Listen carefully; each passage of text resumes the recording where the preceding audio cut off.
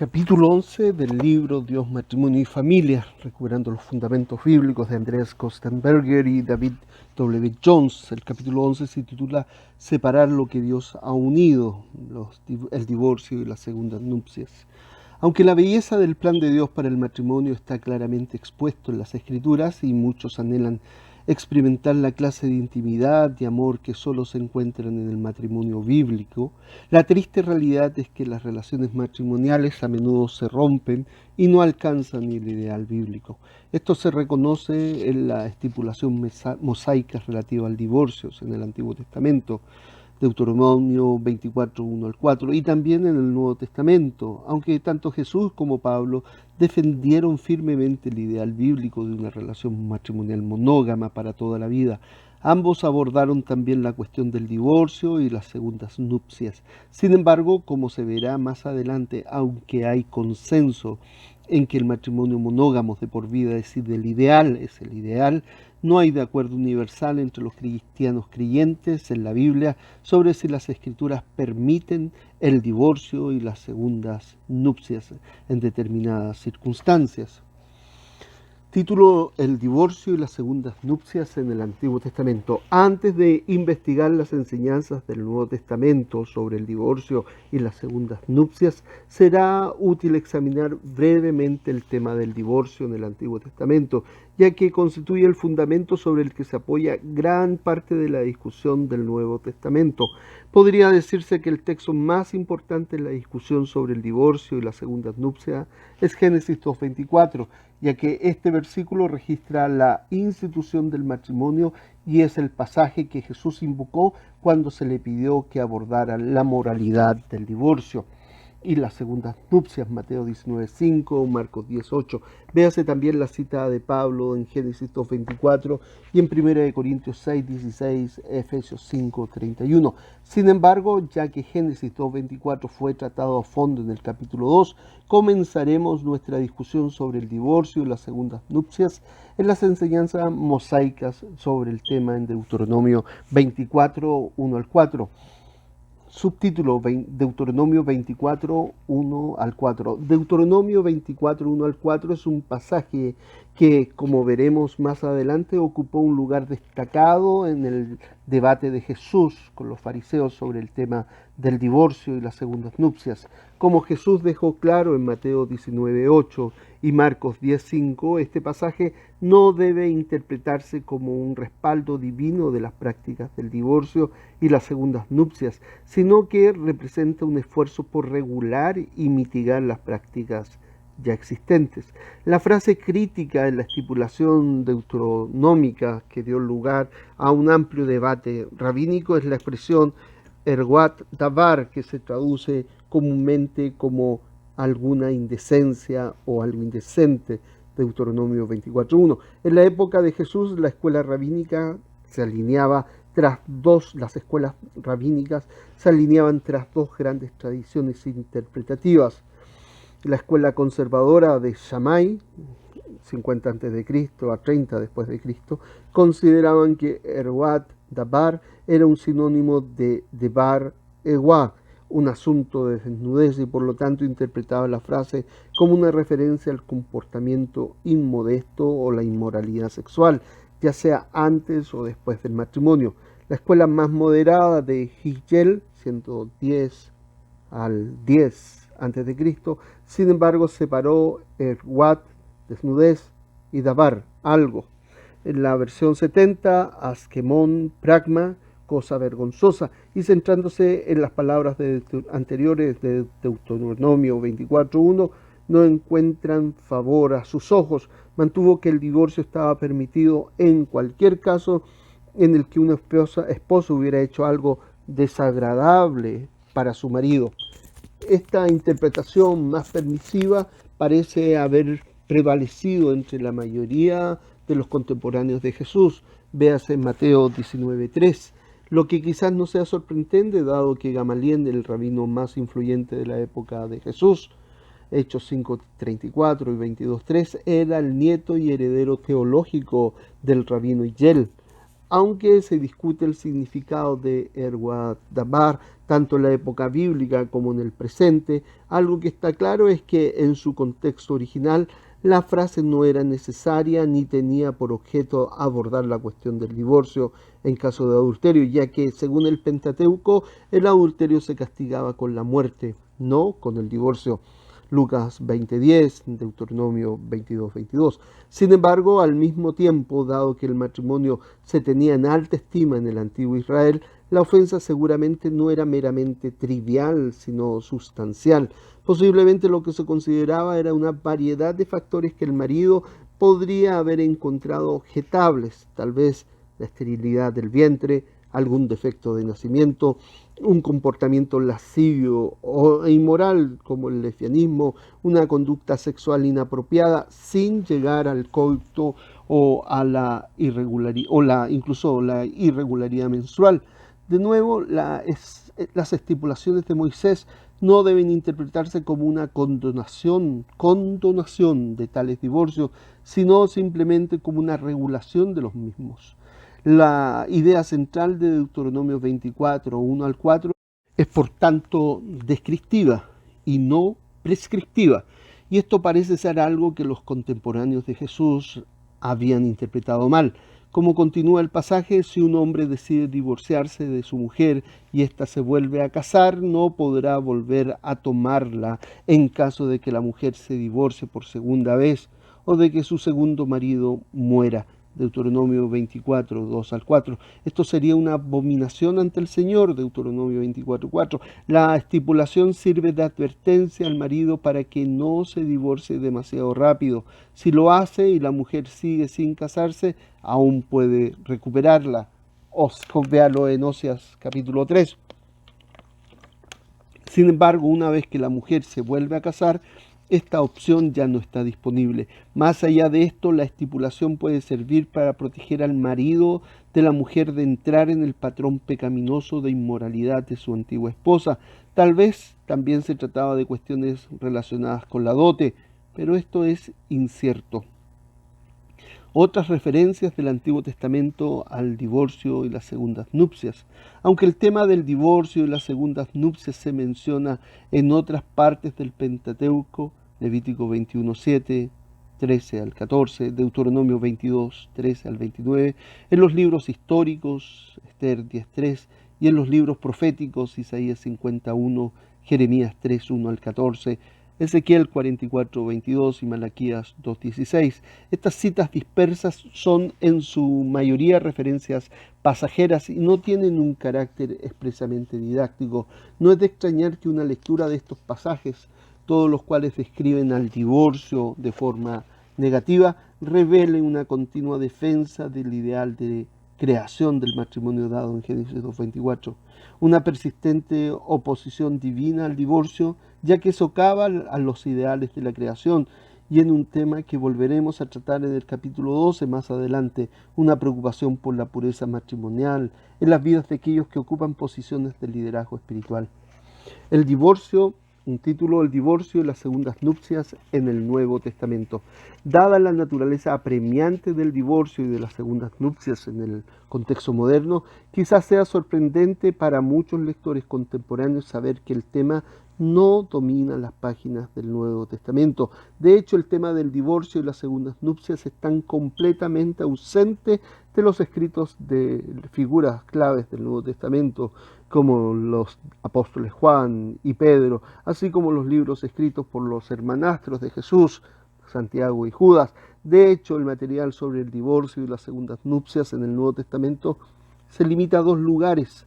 Algunos pronunciamientos bastante breves de Jesús que se recogen en los evangelios sinópticos, Mateo 5, 31-32, 19, 3 al 10, Marcos 10, 2 al 12, Lucas 16, 18, y dos ocasiones en las cartas de Pablo, Romanos 7, 1 al 4, 1 Corintios 7, 10 y al versículo 16 y el versículo 39.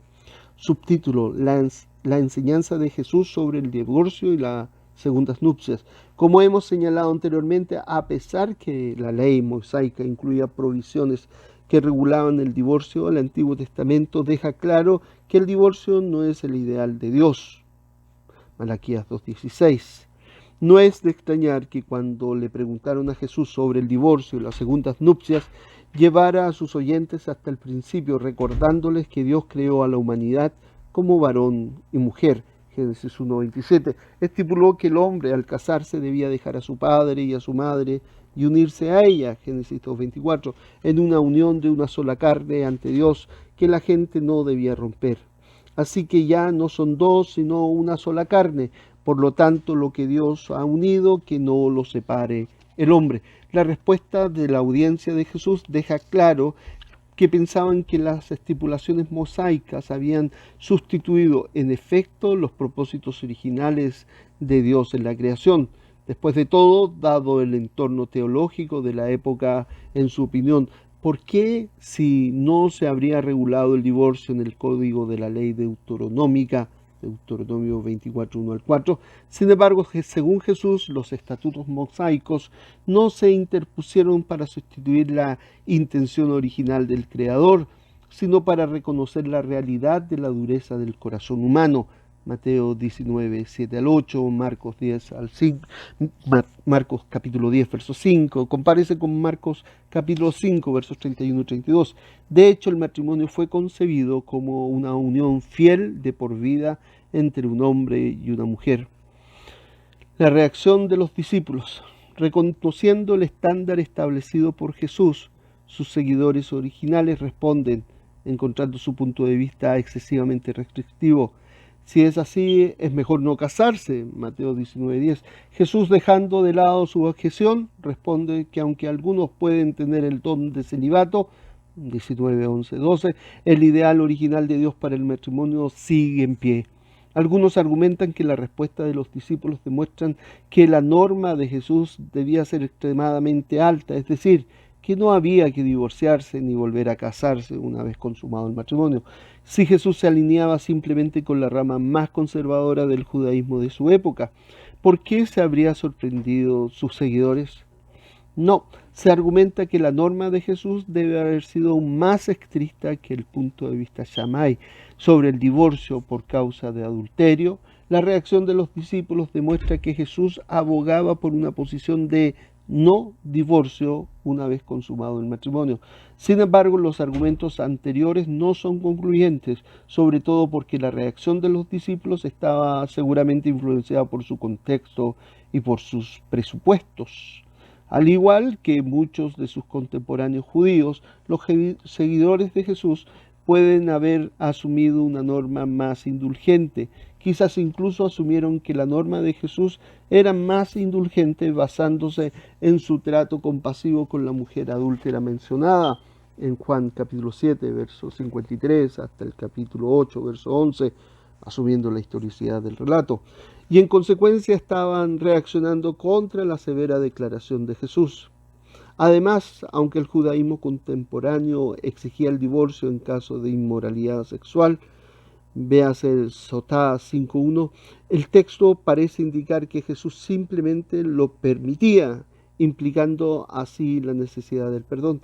El hecho de que la norma de Jesús con respecto al divorcio fuera más elevada incluso que la de la escuela conservadora Shammai podría, por tanto, explicar adecuadamente la reacción de los discípulos ante las enseñanzas de Jesús en Mateo capítulo 19. Un subtítulo: la cláusula de excepción. Se ha discutido mucho sobre la única excepción ostensible hecha por Jesús, en cuyo caso el divorcio puede ser permisible. Esta excepción, mencionada tanto en Mateo 5:32 como 19:9, aunque la palabra griega son ligeramente diferentes, parectos logou porneias y emepin porneia, estipula que el divorcio es ilegítimo salvo por infidelidad conyugal o inmoralidad sexual, griego porneia.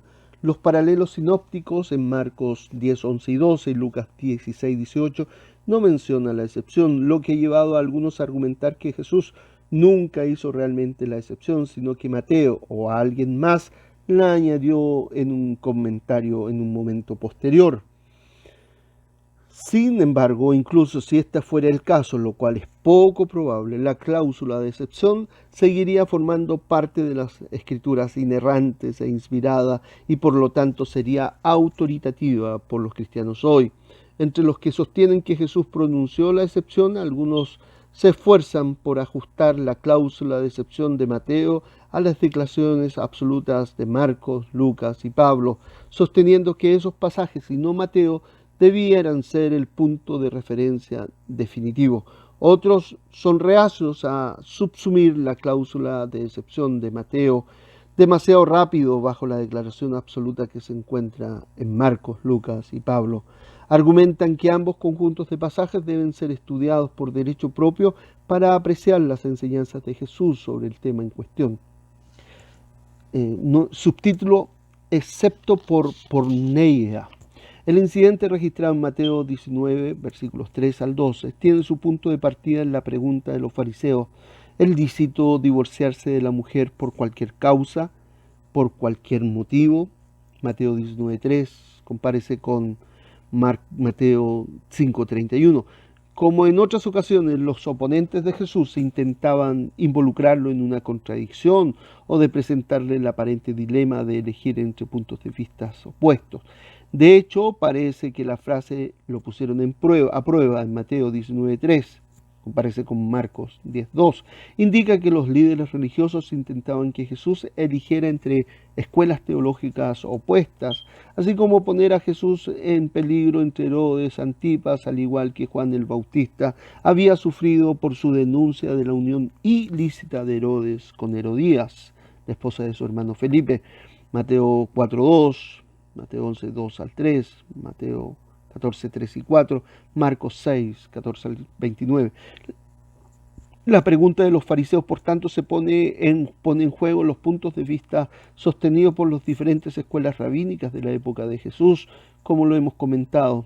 Aunque no se recopiló hasta el año 200 después de Cristo, la Mishnah proporciona información pertinente sobre las respectivas posiciones sobre el divorcio en el judaísmo del siglo I. La escuela Shammai dice: un hombre no puede divorciarse de su esposa a menos que haya encontrado impudicia en ella, pues está escrito: porque he encontrado en ella indecencia en algo, Deuteronomio 24:1. Y la escuela Hillel dice: puede divorciarse de ella aunque la haya estropeado un plato, pues está escrito: porque he encontrado en ella indecencia en cualquier cosa. Hit 9:10. Asumiendo que el propio Jesús pronunciara la cláusula de excepción, o al menos que la inserción de Mateo de la misma capte el sentido de lo que Jesús dijo realmente en esa ocasión, ¿cómo se alinea Jesús en la escuela rabínica de su época o se diferencia de ellas?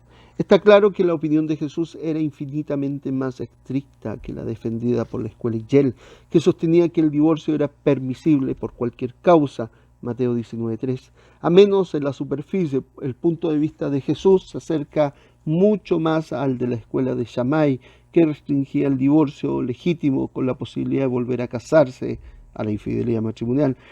Sin embargo, como se discutió anteriormente, junto con la reacción de los discípulos a las enseñanzas de Jesús, en contraste con Shammai, parece que Jesús solo permitía el divorcio en caso de porneia, mientras que el judaísmo del primer siglo lo exigía.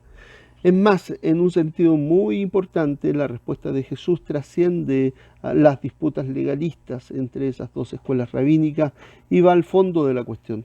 Esencialmente, Jesús, en el buen estilo rabínico, desplaza la garantía del Antiguo Testamento de un pasaje determinado, Deuteronomio 24, 1 al 4, a un conjunto de pasajes anteriores, Génesis 1:27, Génesis 2:24, y por lo tanto relativiza la referencia cronológicamente posterior como una mera concesión que no mitiga en absoluto el principio permanente establecido por los textos fundacionales. Por lo tanto, al enfocarse en el diseño original del matrimonio, del plan de Dios, Jesús enseña a sus seguidores el verdadero significado del matrimonio. No solo enfatiza la permanencia del matrimonio como institución divina y no meramente humana, sino que sostiene que el divorcio es fundamentalmente contrario al propósito de Dios en la creación. De hecho, la aplicación por parte de Jesús de la misma norma sobre el divorcio y las segundas nupcias, tanto para hombres como para mujeres, especialmente en Marcos 10:11, no es menos revolucionaria, a pesar de las normas de la ley mosaica que estipulaban la igualdad de trato entre hombres y mujeres en lo que respecta al divorcio, Levíticos 20, versículos 10 al 12. En los tiempos del Antiguo Testamento prevalecía una doble norma según la cual las mujeres debían ser fieles a sus maridos, no eran castigadas, mientras que las normas para los hombres eran considerablemente más indulgentes. Sin embargo, en las enseñanzas de Jesús, los derechos conyugales se igualan. Así, Jesús enseñó que la lujuria por otras mujeres en el corazón de un hombre ya constituía adulterio, Mateo 5:28, lo que implica que las relaciones extramatrimoniales son igualmente malas para hombres y mujeres. Un cuadro, diferencias de puntos de vista entre las escuelas de Shammai e Hillel y Jesús sobre el divorcio. Diferencias de punto de vista, textos de preferencia del Antiguo Testamento para el matrimonio. Shammai, Deuteronomio 24, 1 al 4, lo mismo que la Hillel. Jesús, sin embargo, Génesis 1:27 y 2:24. Significado de porneia, para Shammai, comportamiento impúdico o inmoralidad sexual, para Hillel, cualquier caso en el que una esposa hizo algo desagradable para su marido. Para Jesús, comportamiento inmoral por parte de la esposa, incluyendo, pero no limitado, al adulterio. Esa es la opinión mayoritaria. Divorcio por porneia, Shammai necesario, Hillel necesario, Jesús permitido. La aplicación de la norma para divorcios y segundas nupcias, en el caso de Shammai e Hillel, solo hombres, en ambos casos. En el caso de Jesús, mujeres y hombres.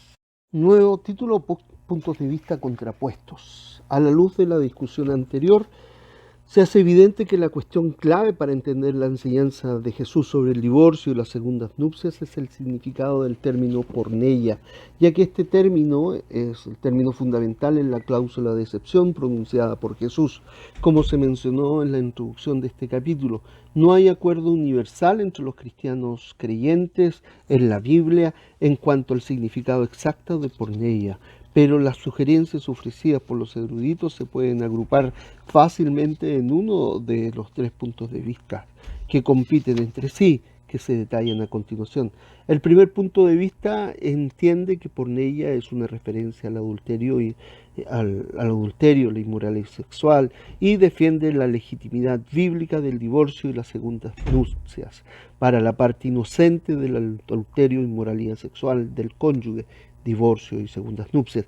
A veces se les denomina visión erasmiana, porque también se utiliza otro calificativo, ya que el conocido reformador Erasmo de Rotterdam mantuvo esta postura y la popularizó en los círculos protestantes. Esta postura, que también se encuentra en la Confesión de Fe de Westminster, representa el punto de vista mayoritario entre los evangélicos protestantes hoy.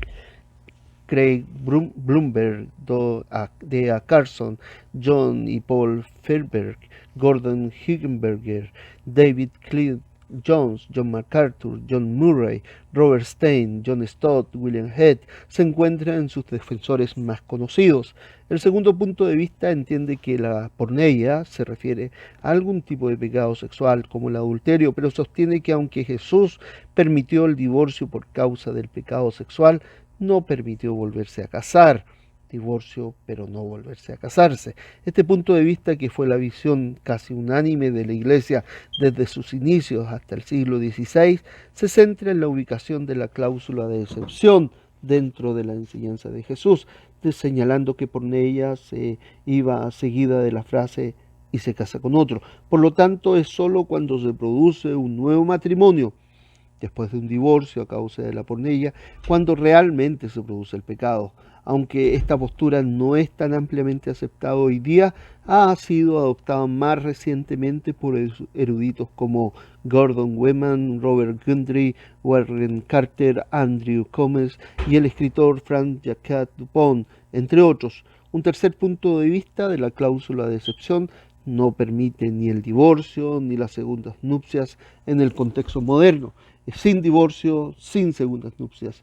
Los eruditos que sostienen esta postura entienden que porneia hace referencia a algún tipo de pecado sexual que habría hecho que el matrimonio fuera ilegal bajo la ley civil judía.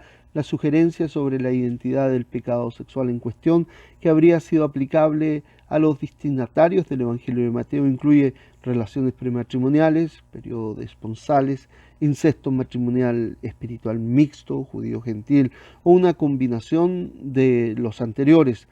Entre los defensores de este grupo, de este punto de vista, se encuentran eruditos como F.F. Bruce, James Montgomery Boyce, Joseph Fitz-Meyer, Abel Isaacson, Carl Lenin, Twin Pentecost, John Piper y Charles Ryrie, entre otros, al igual que ocurre con los otros dos puntos de vista mencionados anteriormente. Existen muchos matices y variaciones dentro de estas posturas. Parámetros sugeridos, un nuevo título. Aunque sería posible enumerar los argumentos y contraargumentos de cada uno de los puntos de vista mencionados, juntos con sus variantes e híbridos, véase el apéndice de este volumen, dada la naturaleza introductoria de este tratamiento, así como el hecho de que existen defensores eruditos, espirituales y bien intencionados en cada una de las interpretaciones mencionadas de la cláusula de excepción, en lugar de defender una postura particular en este capítulo, me gustaría sugerir algunos parámetros para conformar la propia visión de la enseñanza de Jesús sobre el divorcio y las segundas nupcias. En primer lugar, como indican todos los principales léxicos griegos, la palabra porneia es un término general para designar el pecado sexual. El significado exacto de porneia depende siempre del contexto en el que aparece la palabra. Sin embargo, el término porneia siempre se refiere a un pecado sexual específico. Llamamos la atención sobre esto para señalar que no se puede derivar una doctrina de divorcio sin culpa no sexual del uso que hace Jesús de la palabra porneia, quizás siendo impulsados más por el deseo de ser relevantes o aceptables para la cultura. Algunos eruditos contemporáneos han intentado ampliar el alcance de porneia para incluir pecados no sexuales, mientras que otros han argumentado que porneia puede referirse simplemente a la condición del corazón de una persona independiente de los actos sexuales específicos. Aunque el apóstol Pablo reconoce el divorcio por abandono de un cónyuge incrédulo, véase la discusión más adelante, no se puede llegar a una visión sin culpas del divorcio y las segundas nupcias a partir de las enseñanzas de Jesús en los evangelios sinópticos. En segundo lugar, dado el diseño divino de la institución del matrimonio, las enseñanzas del Antiguo Testamento sobre el divorcio y las segundas nupcias y las porciones inequívocas de las enseñanzas de Jesús sobre el tema, cualquiera que sea el punto de vista de, comillas, la cláusula de excepción, debe fomentar el carácter sagrado del vínculo matrimonial. Es decir, incluso si se llega a una comprensión de porneia que permite el divorcio y el nuevo matrimonio a causa del pecado sexual, como el adulterio, que es el punto de vista mayoritario de la Iglesia moderna. El divorcio debe seguir considerándose como un fracaso lamentable del diseño de la creación de Dios. De hecho, para quienes permiten la disolución del matrimonio, el divorcio debe entenderse como el resultado del pecado, al menos por parte del culpable. A la inversa, los que no tienen una visión de la cláusula de excepción que permite la disolución del matrimonio o el contexto moderno, no debería acusar a los que sí permiten el divorcio de tener una visión baja del matrimonio.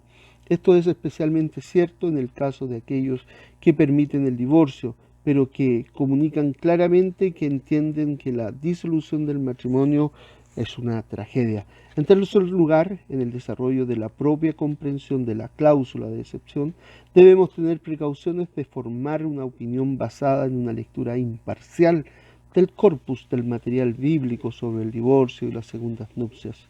Como ocurre en todas las doctrinas bíblicas debatidas, es demasiado fácil elaborar una opinión propia sobre el divorcio y las segundas nupcias a la luz de experiencias pasadas, emociones personales o con intenciones pragmáticas. Dada la naturaleza apremiante del divorcio y de las segundas nupcias en la cultura contemporánea, los creyentes deben tener especial cuidado en asegurarse de que sus respectivos puntos de vista están conformados por el texto bíblico, tratando de evitar errores comunes para confundir el rigor con la santidad o la permisividad con la gracia. Además, a la luz del desacuerdo entre los creyentes ortodoxos sobre este tema, animamos a todos mantener su punto de vista sobre el divorcio y las segundas nupcias con caridad, pero con convicción, estando abiertos a un diálogo honesto con los que defienden diferentes posturas. Título: La enseñanza de Pablo sobre el divorcio y las segundas nupcias. Como se mencionó anteriormente, además de las enseñanzas de Jesús sobre el divorcio y las segundas nupcias, en los evangelios sinópticos el único material sobre el tema del Nuevo Testamento aparece en las cartas del apóstol Pablo, Romanos 7, del 1 al 4, 1 Corintios 15, versículos 10 al 16, versículo 39. Además, como se verá más adelante, la apelación de Pablo al divorcio y a las segundas nupcias en su carta a los romanos es en gran medida ilustrativa, y sus comentarios sobre el tema al escribir a los corintios parece ser una respuesta a las preguntas que les planteó la iglesia de Corinto, 1 Corintios 7.1, en cuanto a los asuntos sobre los que han escrito. Romanos capítulo 7, versículos 1 al 4. Un subtítulo: en el libro de Romanos, después de demostrar que todas las personas están condenadas, capítulo 1 hasta el capítulo 3, verso 20, y de explicar la provisión de la justicia de Dios para los creyentes, Romanos 3.21 hasta el 5.21, a partir de Romanos 6.1 y hasta Romanos 8.39, Pablo explica sistemáticamente la doctrina de la santificación. Tal vez sea sorprendente de esta sección de la epístola de Pablo a los romanos contenga uno de los pasajes sobre el divorcio y las segundas nupcias que más a menudo se pasa por alto en el Nuevo Testamento. Al exhortar a sus lectores a la santificación, Pablo utiliza el ejemplo eminentemente práctico del matrimonio para ilustrar la necesidad y las implicaciones de la muerte de Cristo por los pecados del hombre. Tras identificar la expiación como fundamento de la santificación, el apóstol escribe en Romanos 7, 1 al 4: ¿acaso ignoráis, pues, hablo como con los que conocen la ley, que la ley se enseñorea del hombre entre tanto que éste vive? Porque la mujer es casada, está sujeta por la ley al marido mientras éste vive, pero si el marido muere, ella queda libre de la ley del marido. Así que si en vida del marido se uniere a otro varón, será llamada adúltera, pero si su marido muriere, es libre de esa ley. De tal manera que si se uniere a otro marido, se casara, en la NBI, no será adúltera. Así también nosotros, hermanos míos, habéis muerto a la ley mediante el cuerpo de Cristo, para que seáis de otro, del que resucitó de los muertos, a fin de que llevemos fruto para Dios. Está ahí la cita de Romanos. El punto del apóstol, entonces, al apelar al matrimonio es claro. Así como la muerte de un cónyuge nos libera de la atadura del matrimonio, la muerte de Cristo nos libera de las ataduras del pecado. O hablando en términos más prácticos, en lo que se refiere a la santificación, así como la muerte de un cónyuge libera para casarse con otro, la muerte de Cristo nos une con Jesús a fin de que dé fruto para Dios. Romanos 7.4. Esta enseñanza sobre la santificación por medio de una analogía con el matrimonio habría sido fácilmente comprendida por los lectores judíos y helenísticos de Pablo, de los que el apóstol dice que conocen la ley, Romanos 7.1, incluyendo presumiblemente el relato de la creación. Aunque esto es cierto, es importante recordar que el objetivo de Pablo en Romanos 7, versículos 1 al 4, no es ofrecer un discurso exhaustivo sobre la moralidad del divorcio y las segundas nupcias, sino ilustrar una verdad más profunda sobre la necesidad y las implicaciones de la expiación. Subtítulo: 1 Corintios capítulo 7, versículo 10 al versículo 16 y el versículo 39. El último pasaje sobre el tema del divorcio y las segundas nupcias en el Nuevo Testamento se encuentra en 1 Corintios 7, desde el versículo 10 al versículo 16 y el versículo 39. En los versículos 10 y 11, Pablo se basa en las enseñanzas de Jesús de la siguiente manera: a los casados les doy este mandato, no yo, sino el Señor. La mujer no debe separarse de su marido, pero si lo hace debe permanecer soltera o reconciliarse con su marido. y el marido no debe divorciarse de su mujer. Al igual que Marcos y Lucas, Pablo formula su declaración en términos absolutos, lo que convierte a Mateo en el único documento del Nuevo Testamento que incluye la cláusula de excepción relativa al divorcio por porneia. Los maridos o las esposas no deben divorciarse de sus cónyuges, escribe el apóstol, pero si lo hacen no deben volver a casarse, mientras que en 1 Corintios 7, 10 y 11 se lee bien bajo la suposición de un punto de vista de no divorcios, no segundas nupcias. 1 Corintios 7, 12 al 16 complica un poco más la discusión. En 1 Corintios capítulo 7, versículos 12 al 16, Pablo aborda la misma cuestión en un contexto ligeramente diferente, el del abandono de un creyente por parte de un cónyuge incrédulo. Dado que Jesús no se había ocupado de esta cuestión específica, Pablo debe adjudicar la situación por sí mismo. Yo, no el Señor, dice el versículo 12 del capítulo 7 de 1 Corintios, lo que no disminuye en absoluto la naturaleza autoritativa del pronunciamiento apostólico de Pablo. Según Pablo, un matrimonio mixto, uno de los cónyuges es creyente y el otro no, es preferible al divorcio. Véase 1 de Pedro 3, 1 y 2, porque proporciona un entorno cristiano para los hijos de esta unión matrimonial. 1 Corintios 7, 14. Sin embargo, si el cónyuge no creyente insiste en marcharse, el creyente no debe retenerlo porque el deseo de Dios es la paz y no hay garantía de que el no creyente sea eventualmente salvo. 1 Corintios 7, 15 al 16. En este pasaje Pablo concluye: pero si el compañero incrédulo se separa, que así sea. Entre el caso el hermano o la hermana no está esclavizada, no está atado. 1 Corintios 7:15. La palabra griega para atados es doulos, que significa aquí no está atado. El paralelo de 1 Corintios 7:39 puede ayudar a aclarar esta cuestión. Allí Pablo escribe: la mujer está ligada, griego deo, a su marido mientras éste viva, pero su marido muere, es libre de casarse con quien quiera, solo en el Señor. La pregunta en cuestión entonces es: ¿permite Pablo que los cónyuges que se han divorciado por abandono de un cónyuge incrédulo pueda volverse a casar? Al igual que con la interpretación de la cláusula de excepción en Mateo 5:32, 19:9, los intérpretes difieren en sus respuestas a estas preguntas. Opiniones contradictorias. Con respecto a 1 Corintios 7:15, la mayoría de los eruditos evangélicos, aquellos que sostienen el punto de vista del divorcio y segundas nupcias descritos anteriormente, interpretan el pasaje junto con 1 Corintios 7:39 como una enseñanza de que la parte inocente es libre para volver a casarse.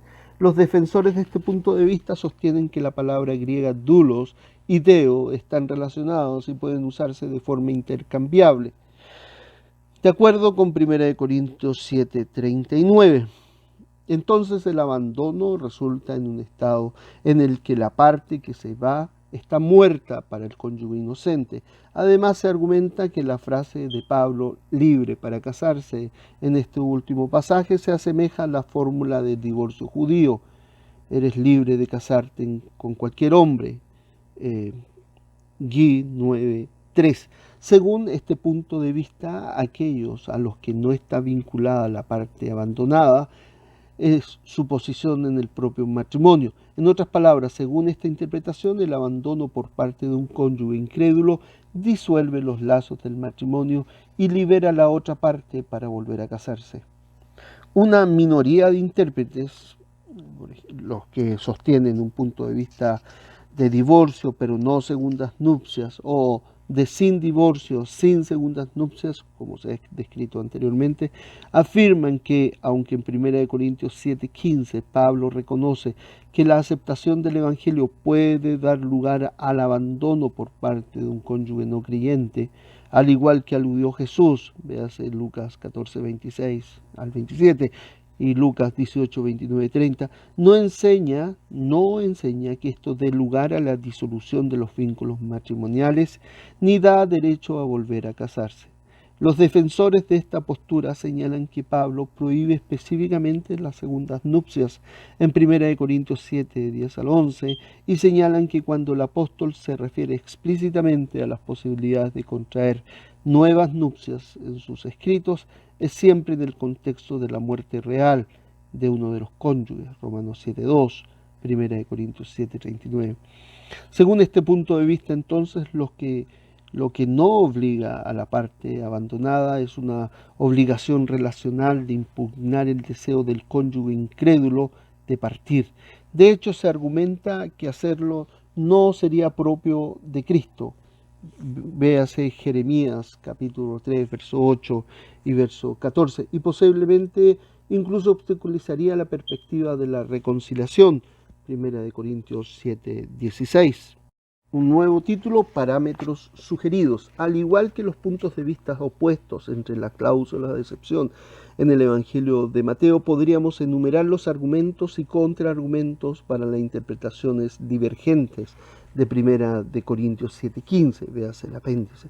Sin embargo, reconociendo que no existe una fórmula milagrosa que resuelva el debate sobre si Pablo permitió o no contraer nuevas nupcias después del abandono por parte de su cónyuge incrédulo, ofreceré los siguientes parámetros para que los lectores los consideren al momento de tratar con situaciones de la vida real y en la formación de sus propios puntos de vista.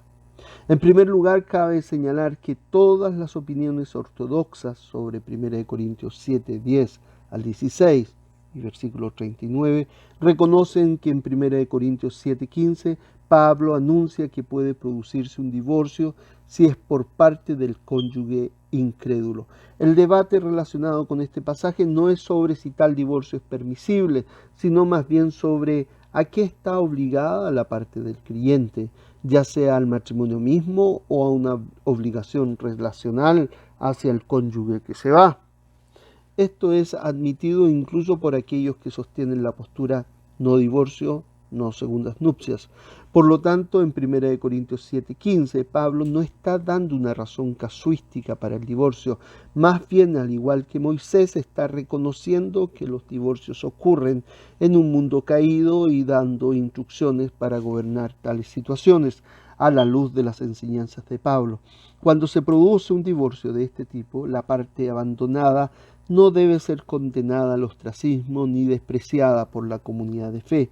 Debemos recordar que en estos casos la parte abandonada no ha buscado el divorcio, sino que ha sido víctima del abandono. En segundo lugar, para aquellos que sostienen una visión que permite volver a casarse después del abandono por parte de un cónyuge incrédulo, que es la opinión mayoritaria de la Iglesia moderna, estos nuevos matrimonios solo deben ocurrir después de intentos prolongados de reconciliación con el cónyuge incrédulo.